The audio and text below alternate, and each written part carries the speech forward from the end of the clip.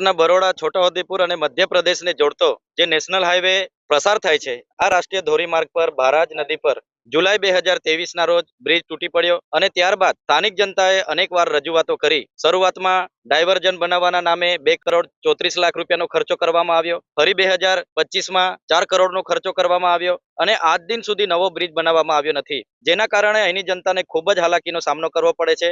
અને જનતાએ પોતાના ખર્ચે અહીં 5-5 વખત ડાયવર્ઝન પોતાના ખર્ચે બનાવ્યો છે અને વારે ઘડીએ સુખી ડેમનું પાણી છોડીને એને તોડી નાખવામાં પણ આવે છે. તો પ્રશ્ન એ થાય છે કે અહીંયા એટલા સાંસદ મોટી ફાકા ફોજદારી કરે છે, એમના ધારાસભ્ય ફાકા ફોજદારી કરે છે.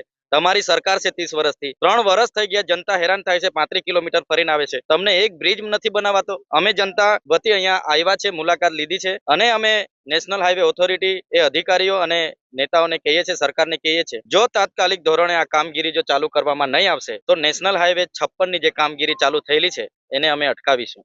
કેમ કે જયારે વડાપ્રધાન આવવાના હોય, મુખ્યમંત્રી આવવાના હોય, રાતોરાતો કામ થઈ જાય. 3 વર્ષ થઈ ગયા, અહીંયા જે પબ્લિક હેરાન થાય છે એ કોઈ ધારાસભ્ય જોવા નથી આવ્યું, કોઈ સાંસદ જોવા નથી આવ્યું અને મોટી ફાકા ફોજદારી કરે છે. એટલે હવે અમે ચલાવવાના નથી. અમને નવો પુલ જોઈએ, નવું ડાયવર્ઝન જોઈએ અને નવો બ્રિજ બને ત્યાં સુધી ડાયવર્ઝન કાર્યરત હોવું જોઈએ. અને જે પણ લોકોએ 6,34,00,000ના અહીં બિલો બનાવ્યા છે, એટલું કામ નથી થયું, એની પણ તપાસ થવી જોઈએ એવી અમારી માંગણી છે. જે જનતાના પૈસે સ્વયંભૂ લોકોએ શ્રમદાન કરીને ડાયવર્ઝન તૈયાર કર્યું છે, હવે એના પરથી સાંસદ અને ધારાસભ્ય જતા હોય તેમને તો ઢાંકણીમાં પાણી લઈને ડૂબી મરવું જોઈએ. તમારી સરકારમાં તમે આટલું નથી કરાવી શકતા કે જનતાએ પોતાના ખર્ચે આ બધું કરવું પડે.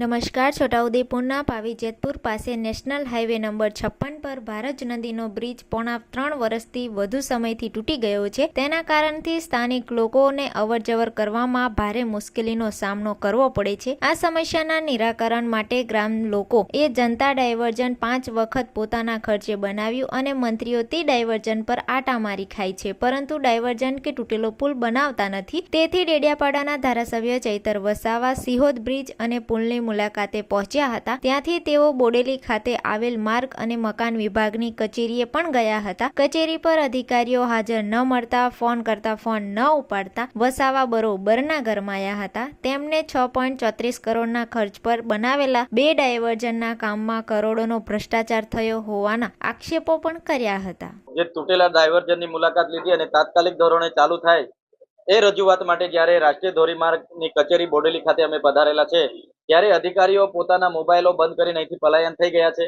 માત્ર પટાવાળા ભાઈ એક અહીંયા હાજર છે. ત્યારે એમણે કરેલા ભ્રષ્ટાચારના જવાબો આજે અમે માંગવાના હતા, એનાથી બચવા માટે એ લોકો આજે અહીંથી પલાયન થયા છે. પણ આ વિસ્તારમાં જ્યારે પણ અમારો પ્રવાસ હશે, અમે ફરી પણ આ કચેરીમાં આવીશું અને એમના પર જવાબ લઈને જ અમે જંપીશું. તો આવનારા દિવસોમાં એ બ્રિજ ના બને, એ ડાયવર્ઝન આ લોકો ના બનાવી આપે તો આવનારા દિવસોમાં નેશનલ હાઈવે 56 પર અમારે ધરણા પર બેસવાનું થશે તો અમે બેસીશું. એમણે મારો નંબર જોયો હશે અને કેટલાક લોકોના કહેવાથી પોતાના મોબાઈલો બંધ કરીને ગાયબ થઈ ગયા છે. પણ એમના ભાગી જવાથી પૂરું નથી થઈ જતું. અમે છોડવાના નથી. એ અહીંના નેતાઓ એમને ટકાવારી મળતી હશે એટલે કોઈ બોલવા તૈયાર નથી, પણ અમે એ ભ્રષ્ટાચારમાં પડતા નથી. એટલે અમે તો જવાબ માંગીશું, અમે એમને છોડવાના નથી.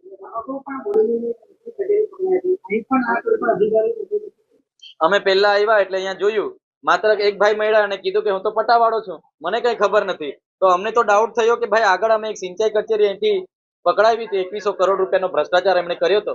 એ જ પ્રકારની ઓફિસ અહીંયા હોય એવું પણ અમને શંકા છે. હજુ પેલા નંબરો જે પણ આવે છે સ્વિચ ઓફ આવે છે. આવનારા દિવસોમાં ફરી તપાસ કરીશું.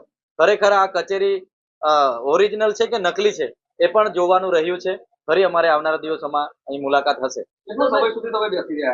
હમણાં હું આવ્યો છું, 10 થી 15 મિનિટ થયા, પણ અધિકારીઓના નંબરો સ્વિચ ઓફ કરી દીધા છે અને ભાગી ગયા છે. પણ ગમે ત્યારે પણ આવીશું, અહીંયા જનતા રેડ કરવાની થશે તો આવનારા દિવસોમાં ફરી પણ અમે કરીશું.